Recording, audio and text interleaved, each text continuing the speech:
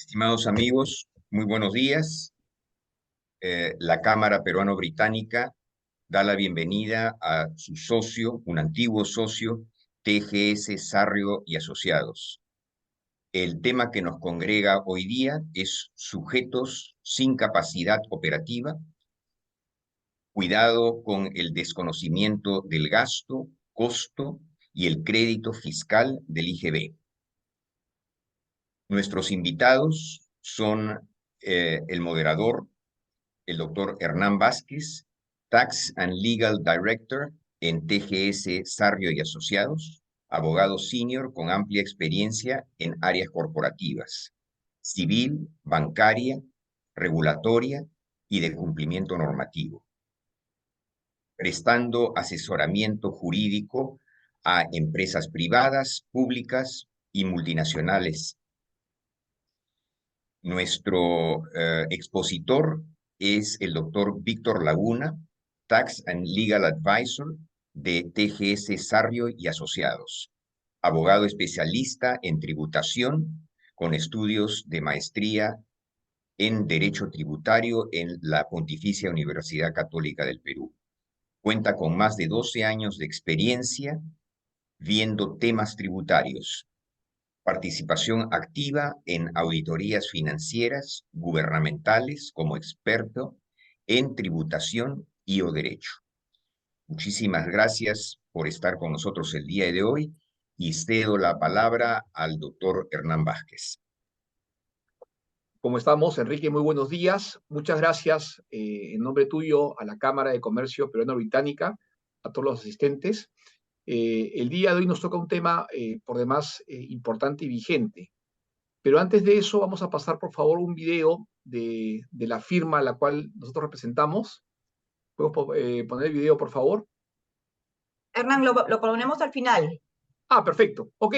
Entonces, la presentación. Ajá. Perfecto. Dale, Víctor, por favor, con la presentación para ir pasando las diapositivas. Vamos a poner la presentación, cosa que sin más preámbulo vamos a comenzar.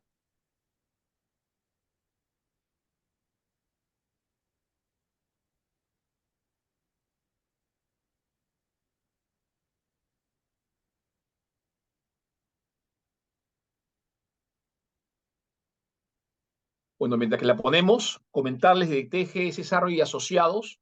Somos una firma multiservicio con más de 40 años en el mercado peruano.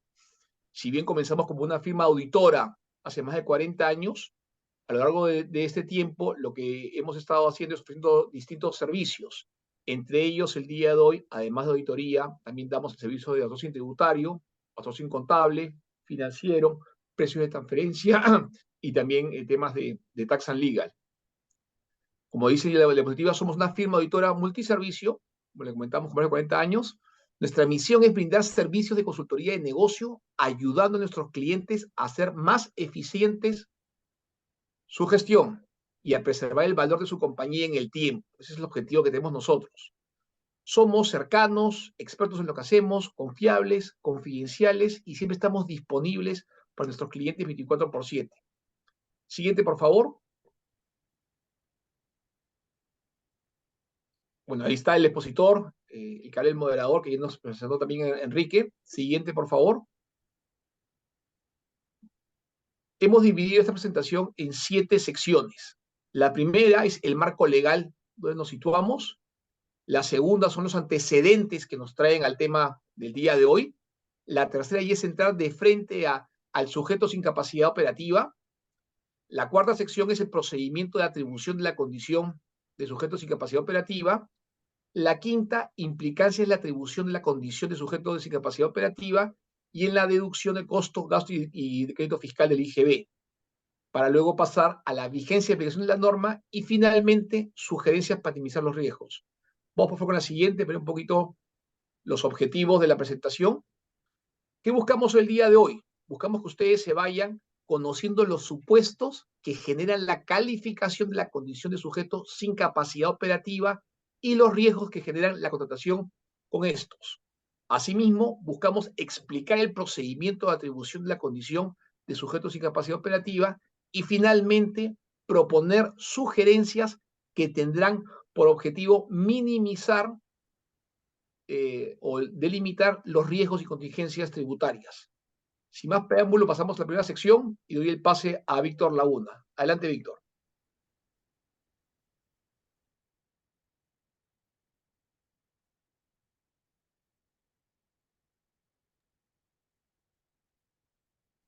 Gracias, Hernán. Gracias también al señor Enrique por antecedernos y a la Cámara de Comercio Peruano Británico por permitirnos compartir estos temas tributarios que son relativamente novedosos. Así como también agradecer a todos aquellos que se han dado cita para poder escuchar y entender cómo es que se va a aplicar esta norma.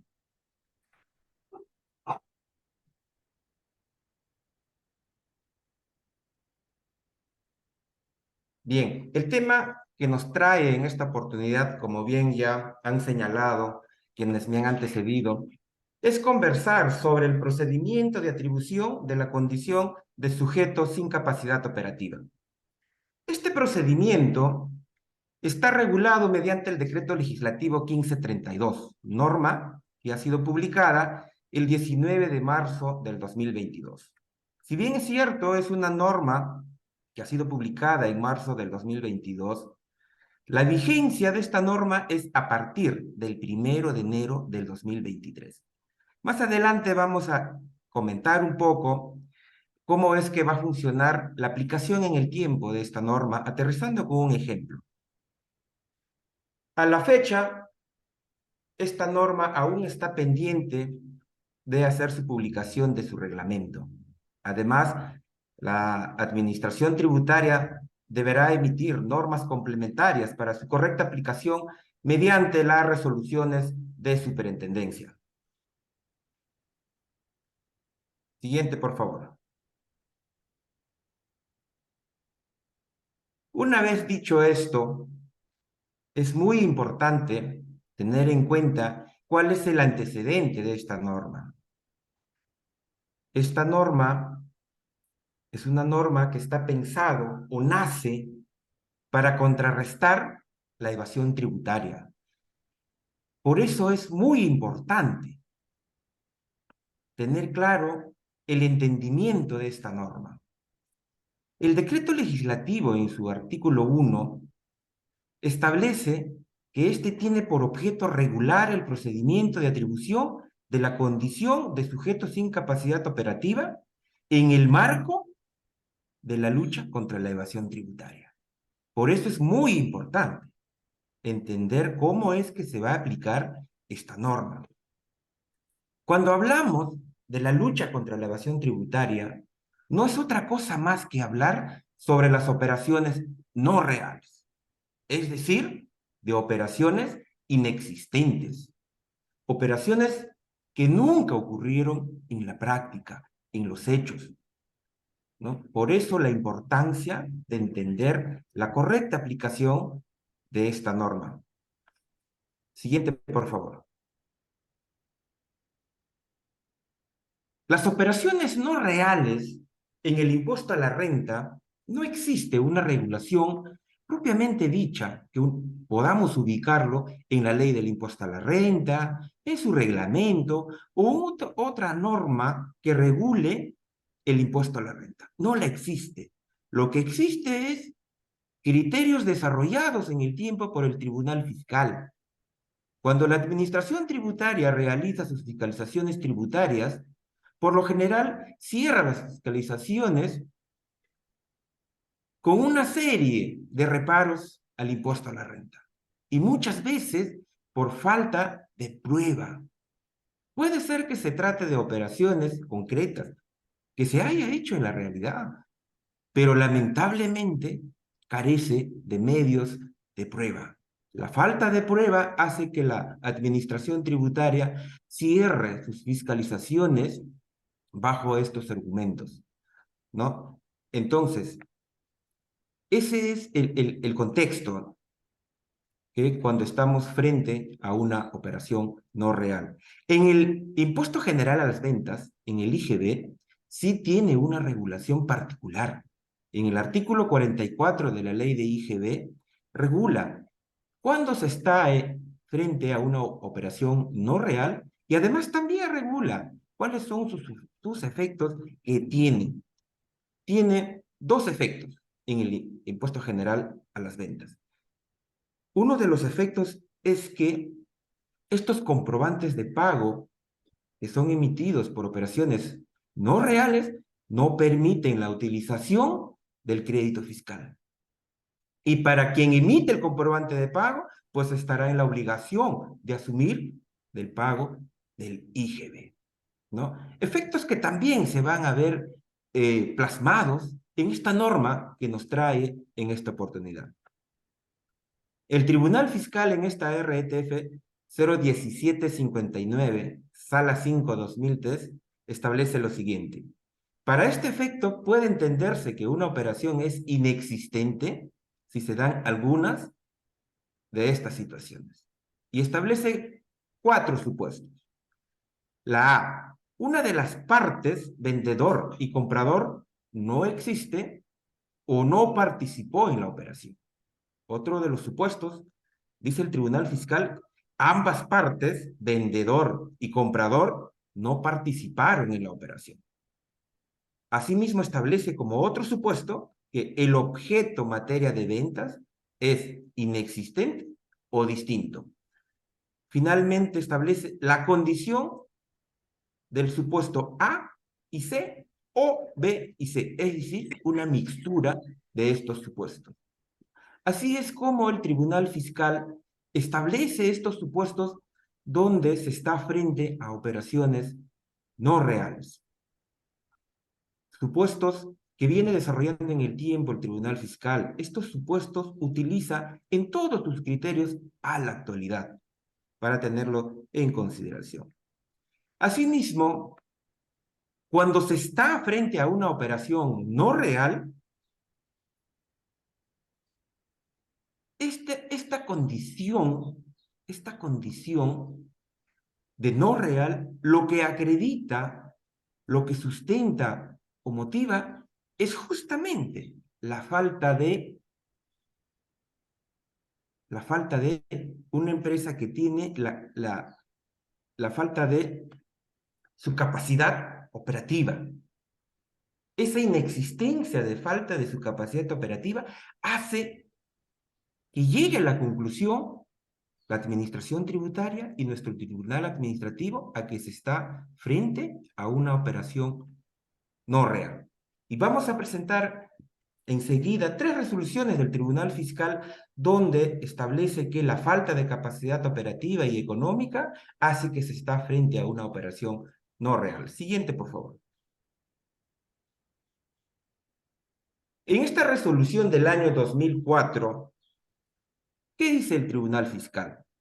Señala que la administración tributaria verificó que el citado proveedor no tiene capacidad económica ni operativa para realizar ningún tipo de servicios como mecánica, electricidad u otros oficios, agregándose que el mismo está inscrito en los registros de la administración como tramitador de documentos, por lo que aquella considera que carece de capacidad y conocimientos técnicos para realizar las actividades que se irrogan, tales como servicios de mecánica, electricidad u otros artes o oficios. Como pueden apreciar, en esta resolución el Tribunal Fiscal desconoce una operación porque el proveedor, quien emite el comprobante de pago, no tiene la capacidad económica ni operativa. Siguiente, por favor. Aquí tenemos otro pronunciamiento del Tribunal Fiscal que dice lo siguiente, que de lo expuesto se tiene que la recurrente no ha presentado un mínimo de elementos de prueba. Hay que tener en cuenta que cuando la administración tributaria inicia el procedimiento de atribución de sujetos sin capacidad operativa, la prueba es el que va a jugar un rol importantísimo. La prueba es el que va a romper probablemente todos los supuestos que la administración tributaria pueda establecer para poder iniciar este procedimiento de atribución de sujetos sin capacidad operativa. ¿No? Esta resolución señala lo siguiente. De lo expuesto se tiene que la recurrente no ha presentado un mínimo de elementos de prueba que de manera razonable y suficiente permita acreditar la identidad entre las personas que efectuaron las ventas y los emisores de los comprobantes de pago en materia de reparo, debiendo resaltarse que la Administración llevó a cabo investigaciones adicionales, tales como cruces de información con los supuestos proveedores y verificaciones, de cuyos resultados se concluye que aquellos no tenían capacidad operativa ni económica para vender mercaderías en los volúmenes y o cantidades declaradas por la recurrente. Por consiguiente, las operaciones de compra bajo examen fueron realizadas por sujetos distintos a los que emitieron dichos comprobantes de pago, de lo que se tiene que el reparo por operaciones no reales determinado calza en el supuesto A del artículo 44 de la ley de IGB, ¿no? Entonces, una vez más, esta regulación del procedimiento de atribución de la condición de sujeto sin capacidad operativa, ya el Tribunal Fiscal lo ha venido desarrollando en el tiempo en sus pronunciamientos. Siguiente, por favor, Lorena. En esta otra resolución, lo que el Tribunal Fiscal señala es que de la evidencia de los mencionados proveedores no contaban con capacidad operativa. Nuevamente, ¿no? Entonces, pero en este caso, lo que dice el Tribunal Fiscal es que no contaba con existencia, es decir, mercadería. Tampoco contaba con activos fijos. Y tampoco contaba con una planilla donde puede apreciarse trabajadores dependientes o independientes, ¿no? También se ha revisado otras resoluciones del Tribunal Fiscal que se pronuncia sobre la falta de la planilla, donde dice, está bien, puede ser que no tengas personal independiente o dependiente, pero tampoco tienes un contrato de tercerización como para poder enfrentar tus operaciones, ¿no? Eso, con más razón, lleva a la administración tributaria a concluir que se está frente a una operación no real.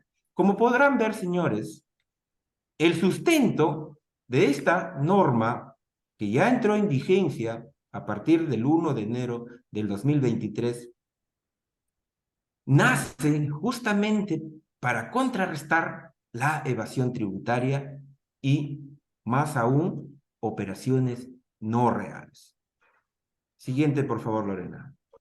Ahí, si me permites, Víctor, justamente para pasar a esta nueva sección, los invitamos a todos los asistentes que nos envíen, por favor, sus preguntas por el chat interno, cosa que cuando acabemos con Víctor vamos a pasar a resolverlas. Adelante, Víctor. Gracias. Gracias, doctor. Una vez esbozado cuál es el antecedente de esta norma, cuál ha sido su razón de ser para la emisión de esta norma, ahora sí vamos a ver quién es considerado un sujeto sin capacidad operativa. No, la norma sí regula, define un concepto de quién es considerado un sujeto sin capacidad operativa, pero como pueden ver, eso va a ser una definición que ya el Tribunal Fiscal lo ha venido esbozando en el tiempo, en todos sus pronunciamientos asociados a operaciones no reales. Siguiente, por favor, Lorena. ¿Qué dice la norma sobre la definición de sujeto sin capacidad operativa? Establece que el sujeto sin capacidad operativa es aquel que, si bien figura como emisor de los comprobantes de pago o de los documentos complementarios, no tiene los recursos económicos, financieros, materiales, humanos u otros, o estos no resultan idóneos para realizar las operaciones por las que se emiten dichos documentos, ¿no? Entonces, esta definición viene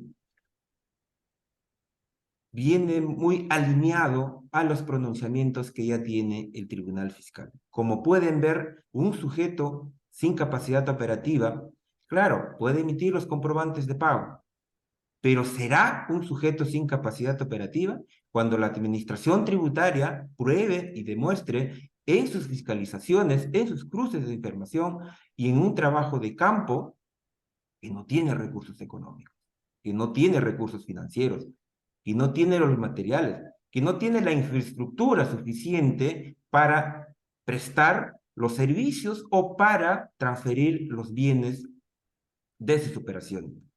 O teniéndolas, estos son insuficientes, ¿no? No son idóneas. Entonces, la administración tributaria, pues, puede llegar a la conclusión, sí, pues, tienes tus recursos económicos, tienes tus recursos financieros, tienes planilla, pero para mí eso no es suficiente. No son idóneos para el tipo de operación que está realizando. Entonces, aquí va a depender mucho el sector en la cual la administración tributaria va a empezar la aplicación de esta norma. Siguiente, por favor. Una vez que tenemos claro de quién es el sujeto sin capacidad operativa, ahora sí vamos a entrar a conversar sobre el procedimiento de atribución. Este es un procedimiento que se inicia con un trabajo de campo que hace la administración tributaria. Un trabajo de campo que también puede ser conjuntamente con cruces de información. Producto de este trabajo de campo y cruces de información es que la administración tributaria va a llegar a establecer los supuestos que podrían calzar para el inicio del procedimiento de atribución de la condición de sujeto sin capacidad operativa, ¿no? Y una vez que tiene establecidos los supuestos para el inicio del procedimiento, entonces la administración tributaria pues notificará con la carta de presentación, con sus requerimientos de información. Una vez notificado, el contribuyente sujeto a este procedimiento dará respuesta a todos los supuestos que establece en el requerimiento de información. Para eso tiene un plazo de 30 días. Puede también solicitar una prórroga en la cual el contribuyente sujeto de este procedimiento y tendrá que solicitarla antes que venza estos 30 días que tiene para poder responder, con 3 días de anticipación, y se dará una prórroga automática, ¿no? Una vez el contribuyente absuelto estos requerimientos de información, entonces la administración tributaria tiene un plazo de 30 días más para evaluar todas las pruebas que puede presentarse con el único objetivo de probar, de demostrar a la administración tributaria que no se está frente a los supuestos para la atribución de sujetos sin capacidad operativa, ¿no? En ese plazo de los 30 días, la administración tributaria evalúa y puede concluir de dos maneras. Una manera donde puede decir que sí, pues, el contribuyente ha levantado todas las observaciones y no se configura ninguno de los supuestos. Caso contrario, entonces la administración tributaria concluirá determinando que se ha configurado los supuestos para la atribución de la condición de sujeto sin capacidad operativa. Será entonces en ese momento que notificará la resolución de atribución, ¿no? Entonces, como podrán ver, es un procedimiento que tiene varias fases, pero con plazos cortos, ¿no? Una vez que la administración tributaria notifica la resolución de la condición de sujeto sin capacidad operativa, entonces, como lógicamente el contribuyente tiene que ejercer el derecho de defensa, tiene la posibilidad de interponer recursos impugnatorios, como una reclamación, como una apelación al tribunal fiscal, como también tiene la posibilidad, una vez agotada la vía administrativa, llevar el caso al Poder Judicial vía un proceso contencioso no administrativo, ¿no? Entonces, eso es el procedimiento de atribución de la condición de sujeto sin capacidad. Y vamos a ir viendo ahora sí las filminas que presentamos a continuación. Por favor, Lorena. Como bien hemos señalado que este procedimiento inicia, ¿no?, con un trabajo de campo. La norma establece que la SUNAT puede iniciar el procedimiento de atribución de la condición de sujeto sin capacidad operativa cuando a través de una verificación de campo y de sus fuentes de información, incluida aquella que provenga de entidades privadas o públicas o la proveniente de cruces de información, detecte que un determinado sujeto se encuentra comprendido en las siguientes situaciones, ¿no? Y tenemos 4 situaciones. Una de las situaciones es que la administración tributaria detecte que no cuente con infraestructura o bienes, estos o aquella no resulten idóneos para realizar las operaciones por las que se emiten los comprobantes de pago o los documentos complementarios. Cuando la norma hace referencia a documentos complementarios, se refiere a las notas de crédito o a las notas de débito. Eso para tener claro la aplicación de esta norma. Otra de las situaciones que puede detectar la administración tributaria es que no tenga activos o estos no resulten idóneos para realizar las operaciones por las que se emiten los comprobantes de pago o los documentos complementarios. Otro de los supuestos es que no tenga personal o este no resulte idóneo para realizar las operaciones por las que se emiten los comprobantes de pago o los documentos complementarios. Finalmente, cualquier otra situación objetiva que evidencie que el sujeto no tiene los recursos económicos, financieros, materiales, humanos y otros, o estos no resulten idóneos. Claro, la administración tributaria, como consecuencia de su trabajo de campo, puede llegar a la conclusión que estamos en uno de estos supuestos, pero además puede decir, sí, claro, tienes, pero para mí no son idóneos. Entonces, en ese momento, la administración tributaria deberá motivar y fundamentar las razones por las cuales le lleva a la conclusión que, si bien es cierto, cuenta con infraestructura, con activos, con personal, pero no le es suficiente, no son idóneos. Siguiente, por favor.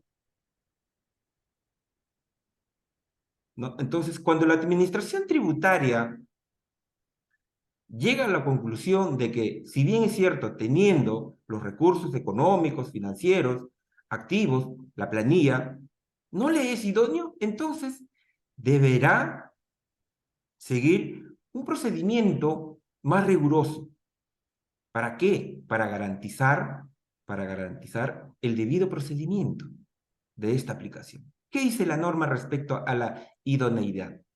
Para evaluar la idoneidad, la SUNAT toma en cuenta la suficiencia, razonabilidad y proporcionalidad de los recursos económicos, financieros, materiales, humanos y otros empleados por el sujeto para realizar las operaciones por las que emite los comprobantes de pago o los documentos complementarios, en función de la naturaleza de las operaciones, nivel de ventas del sujeto cuya capacidad operativa se cuestiona, y el sector económico al que pertenece, entre otros. El criterio de idoneidad deberá ser sustentado y motivado en cada caso en concreto que se aplique, ¿no? Entonces, va a depender mucho el sector económico que se encuentra este proveedor o este contribuyente en la cual la SUNAT inicia este procedimiento de atribución de la condición de sujeto sin capacidad operativa. Siguiente, por favor, Lorena. ¿No? Entonces, una vez que la administración tributaria detecta que este contribuyente puede estar involucrado en uno de los supuestos, entonces notifica la carta y notifica el requerimiento.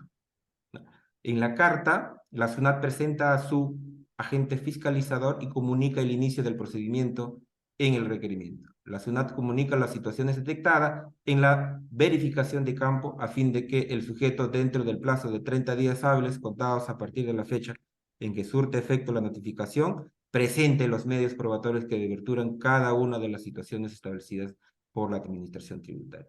Ojo, un tema importante para los descargos de estos requerimientos son los medios de prueba. Los medios de prueba van a ser las únicas herramientas legales para poder contrarrestar los requerimientos de la Administración Tributaria y romper los supuestos de atribución. Siguiente, por favor, Lorena. ¿No? Entonces, una vez que ya el contribuyente responde a los requerimientos con los medios de prueba suficiente, la Administración Tributaria tiene 30 días hábiles contados a partir del día hábil siguiente de producir el vencimiento del plazo para presentar los medios probatorios. Perdón, la SUNAT, en el plazo de 30 días hábiles contados a partir del día siguiente de producir el vencimiento del plazo para presentar los medios probatorios, evalúa estos últimos y, de ser el caso, puede realizar nuevamente una verificación de campo y o de sus fuentes de información, ¿no? Realizada la evaluación de los medios probatorios, así como de los resultados de la verificación de campo y de sus fuentes de información, la SUNAT, bajo responsabilidad, notifica el resultado del requerimiento dentro del plazo en el que determina lo siguiente. Y esto es lo que habíamos señalado anteriormente. Se ha desvirtuado cada una de las situaciones detectadas que originaron en el inicio del procedimiento, culminando con dicha notificación. Esa es una de las formas como puede concluir este procedimiento de atribución. La otra forma por la cual puede concluir la Administración Tributaria es que no se ha desvirtuado cada una de las situaciones detectadas que originaron el inicio del procedimiento, emitiendo y notificando dentro de dicho plazo la resolución de atribución de la condición de sujeto sin capacidad operativa, ¿no? Entonces, en este supuesto, concluye este procedimiento de atribución con la notificación de la resolución de atribución de la condición de sujeto sin capacidad operativa. Siguiente, por favor, Lorena. ¿No? Entonces, una vez que la Administración Tributaria notifica la resolución, el contribuyente tiene la posibilidad de establecer recursos o medios impugnatorios para interponer el recurso de reclamación y apelación. El contribuyente tiene 10 días hábiles para interponer dichos recursos, ¿no? En la SUNAT, y la apelación, lógicamente, para el Tribunal Fiscal. Asimismo, cuenta con 5 días hábiles para la subsanación de los requisitos de admisibilidad de reclamación o de la apelación, ¿no? Entonces, tanto la SUNAT como el Tribunal Fiscal tienen un plazo de 30 días hábiles para resolver la reclamación y la apelación.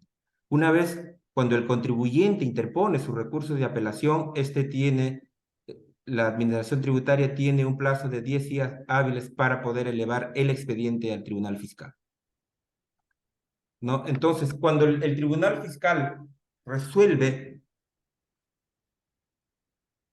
el recurso de apelación, será ese momento en el cual se agota la vía administrativa, ¿no? Entonces quedaría con una resolución firme. ¿Qué dice la norma sobre la resolución firme? Una vez notificada la resolución de atribución de la condición de sujeto sin capacidad operativa, esta queda firme cuando el plazo para impugnar la resolución, que son 10 días, vence sin que el sujeto haya interpuesto el recurso respectivo. O habiéndose impugnado la resolución, el sujeto presente el desistimiento y este haya sido aceptado por la Administración Tributaria. O se haya notificado al sujeto una resolución que pone fin a la vía administrativa, como es la notificación de la resolución del Tribunal Fiscal. Siguiente, por favor.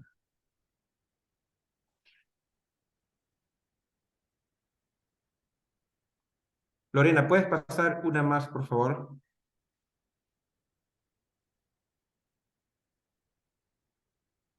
No, entonces, cuando ya se tiene una resolución firme, entonces se habilita a la administración tributaria a realizar la publicación de esta resolución de atribución de la condición de sujeto sin capacidad operativa en la página web de la administración tributaria, así como también en el Diario Oficial El Peruano, ¿no? Esta publicación se mantiene en la página web de la SUNAT por el plazo que establezca el reglamento, que todavía no sale, contado a partir del día calendario siguiente a su publicación, el cual no podrá ser mayor a 5 años. Entonces ya le ha puesto un plazo, que esta publicación no puede ser mayor a 5 años. Y como sabemos, es el Ejecutivo quien va a emitir el reglamento, probablemente se pone límite a esos 5 años de mantener esta condición. Los efectos de la publicación de esta condición también debemos tener en consideración. ¿Qué dice la norma sobre los efectos de la publicación? A partir del día calendario siguiente a la publicación, la baja de la serie de los comprobantes de pagos físicos y de los documentos complementarios físicos del sujeto sin capacidad operativa. Entonces, una vez publicada esta condición, se debe dar de baja estos comprobantes físicos. ¿Qué más? El sujeto sin capacidad operativa solo podrá emitir boletas de venta y notas de débito y crédito vinculada a que es hasta que vence el plazo y de forma electrónica. Es decir, ya no podrá más emitir facturas ni de manera física. Será únicamente boletas, pero de forma electrónica. Asimismo, las operaciones que se realizan con el sujeto sin capacidad operativa no permiten ejercer el derecho al crédito fiscal o cualquier otro derecho o beneficio derivado del IGB y o sustentar costo o gasto para efectos del impuesto a la renta. Es decir, la parte quien recibe el comprobante de pago estará impedida de utilizar como costo, como gasto. A la vez no podrá utilizar el crédito fiscal del IGB, ¿no? Esta es una norma legal, como habíamos iniciado inicialmente, para luchar contra la evasión tributaria, pero al momento de su aplicación probablemente sea que existan contribuyentes que cuenten con todos los documentos probatorios, pero sin embargo para la administración tributaria sea este insuficiente. El otro efecto de la publicación es que esto es ya en cabeza de quien emite el comprobante de pago.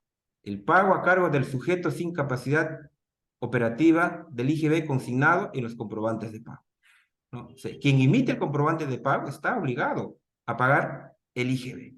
Pese a que la administración tributaria puede decirle que usted es un sujeto sin capacidad operativa, pero lo siento mucho, usted tiene que pagar el IGB. Siguiente, por favor, Lorena. Lorena, ¿puedes retornar una más? Sí, una más, una.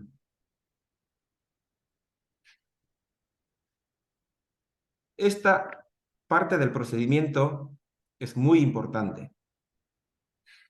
Hay que tener en cuenta, una vez que la administración tributaria hace la publicación de todos los contribuyentes que se le ha atribuido la condición de sujeto sin capacidad operativa, todos aquellos que tienen comprobantes de pago emitidos por estos proveedores deberán solicitar la revisión. Es decir, va a tocar la puerta de la administración tributaria y decirle, yo tengo comprobantes de pago de que están en la lista de la condición de sujeto sin capacidad operativa y fiscalízame, ¿no? Entonces, ¿qué dice la norma sobre la revisión? Dentro de los primeros 30 días hábiles siguiente a la publicación, el deudor tributario puede solicitar la revisión de los comprobantes de pago y documentos complementarios que el sujeto sin capacidad operativa le hubiera otorgado hasta el día en que se efectúa dicha publicación, en la forma que la SUNAT establezca mediante resolución de superintendencia. Entonces, esta parte está por regular con normas complementarias emitidas por la SUNAT. Presentada la solicitud, la SUNAT inicia un procedimiento de fiscalización parcial, el cual concluye con la resolución de determinación correspondiente. En el referido procedimiento de fiscalización, la SUNAT puede evaluar otros aspectos del tributo y periodos involucrados en la solicitud de revisión a efectos de determinar correctamente la obligación tributaria del solicitante, ¿no? Entonces, los contribuyentes que tienen comprobantes de pago por sujetos que han sido atribuidos a esta condición están en la obligación de solicitar que la administración tributaria revise estos comprobantes. ¿Qué pasa si es que estos contribuyentes no solicitan la revisión? La consecuencia es bien drástica, es muy rigurosa la norma en esta parte. ¿Qué dice la norma? La SUNAT puede iniciar un procedimiento de fiscalización aplicando lo dispuesto en el Código Tributario. Es decir, lo que va a iniciar la administración tributaria es una fiscalización normal la que todos conocemos, que está regulado por Código Tributario y el reglamento de fiscalización. Los reparos que se realizan por la utilización de los comprobantes de pago o documentos complementarios cuya revisión no se solicitó, no admite prueba en contrario. Como les decía, la consecuencia es muy grave, así es que hay que tener mucho cuidado al momento de realizar nuestras operaciones. En el caso de una fiscalización parcial electrónica, cuando el único reparo sea la utilización de comprobantes de pago cuya revisión no se solicitó, el plazo de 10 días otorgado se entiende concedido para la revisión por parte del sujeto fiscalizado de errores de cálculo que pudieran existir en la liquidación efectuada por la SUNAT. Respecto a las impugnaciones, la impugnación de los reparos derivados de los comprobantes de pago cuya revisión no se solicitó es admitida a trámite únicamente si está referida a aspectos distintos a los que resulte como consecuencia de no haber efectuado la mencionada solicitud, ¿no? Entonces, la administración tributaria únicamente admitirá el recurso de impugnación, sea reclamación o apelación, respecto de aquellos reparos que no estén asociados a estos comprobantes emitidos por aquellos sujetos que tengan la condición de sujetos sin capacidad operativa.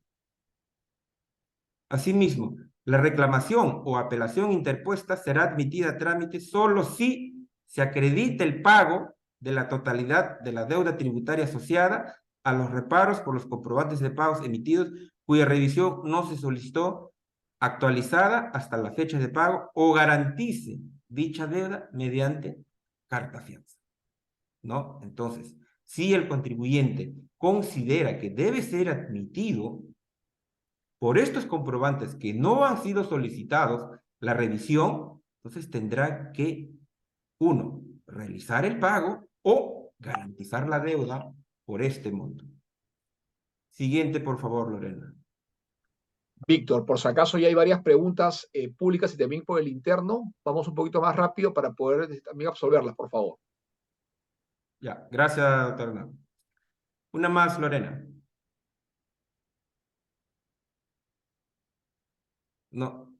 Acá finalmente hay una publicación extraordinaria. Esta publicación extraordinaria se da cuando el contribuyente, pues, decide llevar al caso al Poder Judicial y obtiene un resultado favorable. Entonces, de la misma manera que fue publicada, estos contribuyentes también deberá publicar excluyendo a aquellos que hayan tenido un resultado favorable en el Poder Judicial. Siguiente, Lorena.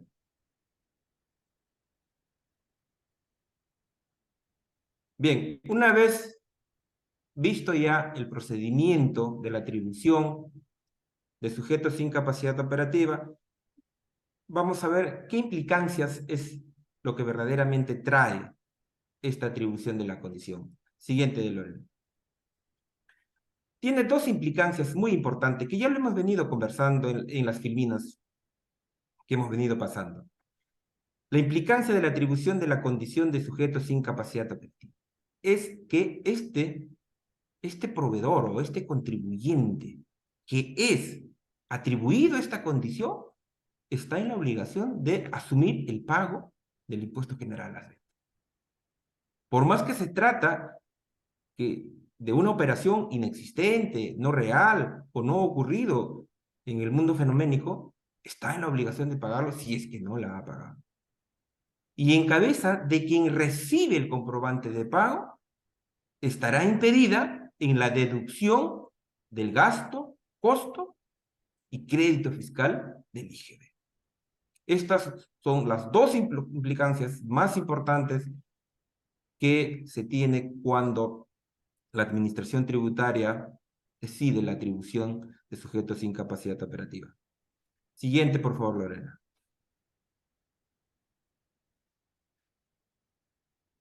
Bueno, finalmente tenemos la vigencia de la norma. Siguiente, Lorena, por favor.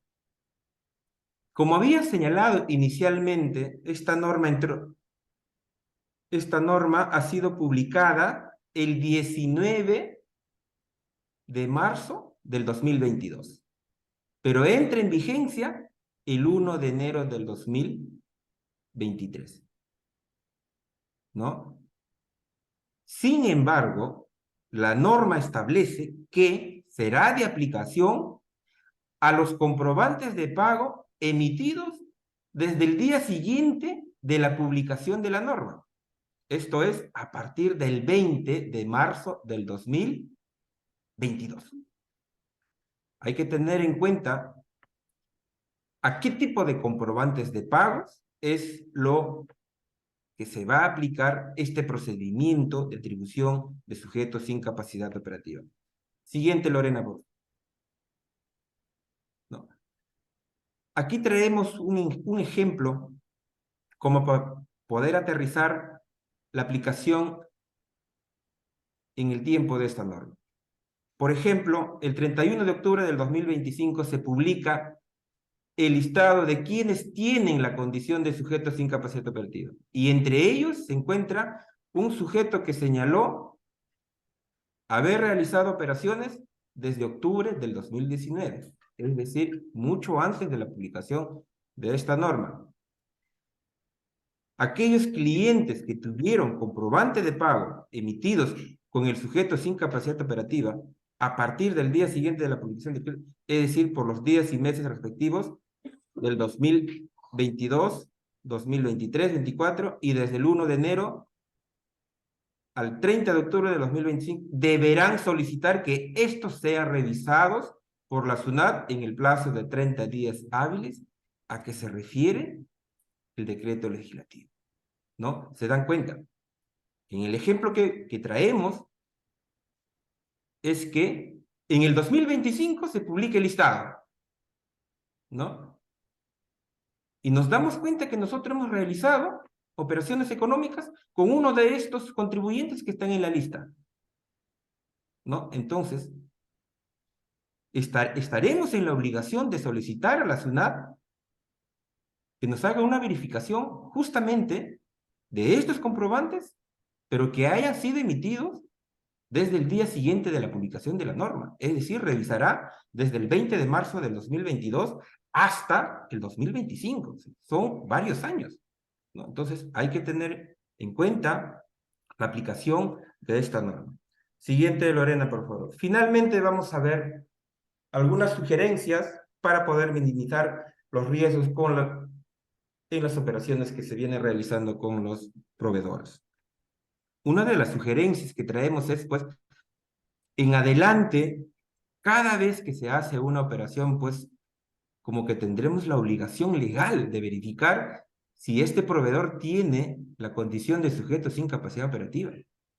También verificar si mantienen los recursos económicos, financieros, materiales, humanos u otros, o estos resulten no idóneos, ¿no? Porque la SUNAT puede decir, sí, pues, tienes todo, pero no es idóneo, ¿no? Entonces, nos obliga a verificar con quién estamos realizando nuestras operaciones económicas.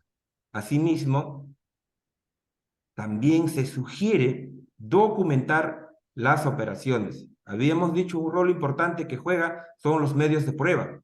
Sí, pues los documentos serán los únicos medios de prueba que podrían ayudar al momento de presentar las observaciones realizadas por la Administración Tributaria, ¿no? Entonces, mantener un nivel mínimo de pruebas es un tema muy importante. Finalmente, verificar la condición de habidos de los proveedores. Entonces, finalmente, lo que se sugiere frente a la aplicación de esta norma es que tener mucho cuidado con quienes estamos realizando nuestras operaciones económicas y tomar las precauciones del caso. Bueno, esta es la parte final de la presentación y Hernán, quedo a las preguntas. Muchas gracias, Víctor. Ahora vamos de frente a las preguntas, los breves minutos que nos quedan. La primera nos pregunta Marcos, ¿qué sucede cuando la empresa principal solamente ha puesto a disposición su nombre y prestigio ganado? El resto de los participantes colaboran con sus capacidades. Nos pregunta Marcos. Señor Hernán, ¿me puede repetir la pregunta? Sí. ¿Qué sucede cuando la empresa principal solamente ha puesto a disposición su nombre y prestigio ganado, como que la fachada? El resto de los participantes colaboran con sus capacidades, nos dice Marcos. Claro, probablemente su pregunta de él está pensado en estos contratos de colaboración empresarial, ¿no? Existen empresas que únicamente lo que hacen es prestar el certificado, el cartón que tienen, y detrás de ese está el prestigio, lógicamente, ¿no? Lo que va a ocurrir ahí es que hay que tener mucho cuidado si es que hacemos operaciones, por ejemplo, con aquellos sujetos o proveedores que tienen esta condición de sujetos sin capacidad operativa y tienen una participación mayor al 20%, lógicamente que la SUNAT también va a tener una lista donde va a publicar, por ejemplo, quiénes son los miembros de un contrato de colaboración empresarial, puede ser de un consorcio, ¿no? Entonces, también van a estar impedidos de emitir las facturas, y las facturas que pueden emitir no va a permitir utilizar ni gasto ni costo, ¿no? Entonces, la consecuencia sigue siendo el mismo. Correcto. Gracias. La siguiente pregunta por interno es, el procedimiento de atribución de la condición de sujeto sin capacidad operativa, ¿en qué se diferencia a la de un procedimiento de fiscalización tributaria regulado por el Código Tributario y reglamentado de fiscalización? A ver, como hemos podido ver, este procedimiento de atribución de sujetos sin capacidad operativa es un procedimiento de plazos muy cortos, ¿no? Y tiene su propia regulación, tiene sus propios plazos. En cambio, el procedimiento de fiscalización, que todos conocemos que está regulado por el Código Tributario, y este reglamento de fiscalización es distinto. Es distinto en la cual, en el procedimiento de fiscalización regular que todos conocemos, lo que hace la Administración Tributaria es acotar, establecer reparos cuantitativos. En cambio, en este procedimiento de atribución, únicamente lo que hace es decirle a este sujeto, tú no tienes la capacidad operativa para realizar operaciones, y los comprobantes que tú emites simplemente no les va a permitir utilizar ni como costo ni como gasto. Es decir, no determina deuda tributaria. Ok. Luego nos preguntan, ¿la atribución de la condición de sujeto sin capacidad operativa tiene alguna implicancia en la emisión de las liquidaciones de compras? A ver, si bien es cierto, los comprobantes de pagos que emiten estas empresas que tienen esta condición y no permite utilizar gasto ni costo ni IGB, en la emisión de las liquidaciones de compra no la emite un tercero, no la emite el proveedor. Quien emite es quien recibe el servicio. Él mismo emite el comprobante de pago, él mismo emite su liquidación de compra. Es por eso que no aplica este procedimiento para aquellos que emiten liquidación de compra. Correcto. Luego en el chat público nos preguntan, ¿cómo se manejan casos como los descritos a lo largo de tu exposición cuando alguna de las empresas está en el extranjero? Interesante la pregunta. Si bien es cierto, esta norma va a aplicar a empresas que estén constituidas en el territorio peruano. Ese es su ámbito de aplicación. Entonces, difícilmente podría ser que la administración tributaria pueda establecer que una empresa extranjera no tenga la condición o tenga la condición de sujeto de capacidad operativa, ¿no? Es muy complicado, salvo que en la misma norma introduzcan una modificatoria y mediante estos mecanismos de tratados internacionales establezcan la colaboración de los países. Por ejemplo, como los que tienen suscritos el país, los CDIs. Podría ser un camino. Pero lo que pasa es que esta norma no regula en ninguna parte cómo es que podría hacer frente si es que una empresa no domiciliada y emite el comprobante de pago está frente o no en esta condición de sujeto sin capacidad operativa. Gracias. La siguiente pregunta, también estamos acabando. ¿Por qué el proveedor que es atribuido a la condición de sujeto sin capacidad operativa únicamente podrá continuar emitiendo boletas de venta y hasta cuándo? Claro, lo que pasa es que las facturas que emiten permiten deducir gasto, costo, crédito fiscal. Entonces lo que eso hace es pagar menos impuestos, menos renta, menos IGB. En cambio, sí le permite continuar emitiendo las boletas de venta porque estos no trasladan la utilización del crédito fiscal y tampoco permite la utilización como costo-gasto en el 100%. Tiene un límite, es muy pequeño, ¿no? Es por eso la razón que la SUNAT permite, o la norma permite, continuar emitiendo las boletas de forma electrónica. Gracias, Víctor. Un par más.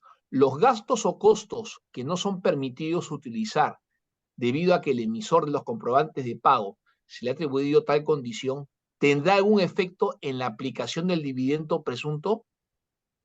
Claro, esa pregunta es muy importante, señor Hernán, porque si bien es cierto, va a desconocer estos gastos, ¿ya? Va a desconocer estos gastos, y la ley del impuesto a la renta establece que cuando son gastos que han sido reparados, podría aplicarse la aplicación del dividendo presunto, ¿no? La norma no ha establecido, no ha dicho nada, entonces la aplicación que se va a hacer es la ley del impuesto a la renta, y es muy probable, si es que la administración tributaria llegue a probar que estos facturas que han sido emitidos haya llegado a la mano de los socios de las empresas, de los accionistas, ¿no? Solo en ese caso podrá establecer un dividendo presunto, pero las herramientas legales están ahí, por supuesto, podría ser. Gracias. Y la última pregunta, Víctor, es, ¿podría estar incurso en investigaciones los agentes comerciales que suscriben contratos de suministro mediante los cuales se proveen bienes y servicios de terceros? Estos terceros proveen los medios financieros y elaboran el suministro. El agente comercial solamente participa con su capacidad de venta. Doctor, ¿puede repetirme la pregunta? Sí, está en el chat ahí público, Víctor. ¿Podría estar incurso en investigaciones los agentes comerciales que suscriben contratos de suministro mediante los cuales se proveen bienes y servicios de terceros? Estos terceros proveen los medios financieros y elaboran el suministro. El agente comercial solamente participa con su capacidad de venta.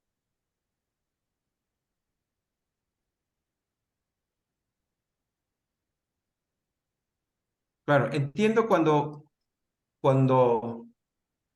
señalen la pregunta, podría estar incurso en investigaciones, que puede ser una investigación de tipo penal, ¿se referirá a eso? No lo dice, pero para responder hay que asumir que sí, debe ser penal. Vamos a asumir que se trata, su pregunta, si pueden estar inmersos en un proceso de tipo penal. ¿Qué es lo que pasa? Como habíamos dicho inicialmente, esta norma está pensado para la lucha contra la evasión tributaria. Y cuando se está frente a eso, lo único que se hace es dejar de pagar impuestos, ¿no? Entonces, ya tenemos el tipo penal que cuando se está frente a estas situaciones, sí, pues, podrían verse involucrados en un proceso penal por defraudación tributaria, ¿no? Entonces, si bien es cierto, en este decreto legislativo, no establece que podrían estar involucrados en un proceso penal, pero nada queda cerrado que la administración tributaria, producto de este procedimiento de atribución, pase el caso al Ministerio Público. ¿Puede serlo? Por supuesto que sí. Excelente, esa ha sido la última pregunta. A nombre de TGS Desarrollo y Asociados, damos las gracias a los asistentes y también, por supuesto, a la Cámara de Comercio Peruano-Británica y le damos pase a su presidente, Enrique Anderson. Adelante, Enrique. Estimado Hernán y Víctor, muchísimas gracias. Realmente ha sido una mañana muy interesante. Les agradecemos por habernos concedido este tiempo y los invitamos a nuestras próximas charlas. Muchísimas gracias. Gracias, Muchas gracias. Hernán. Buenos Gracias, días. Nos Enrique. vemos.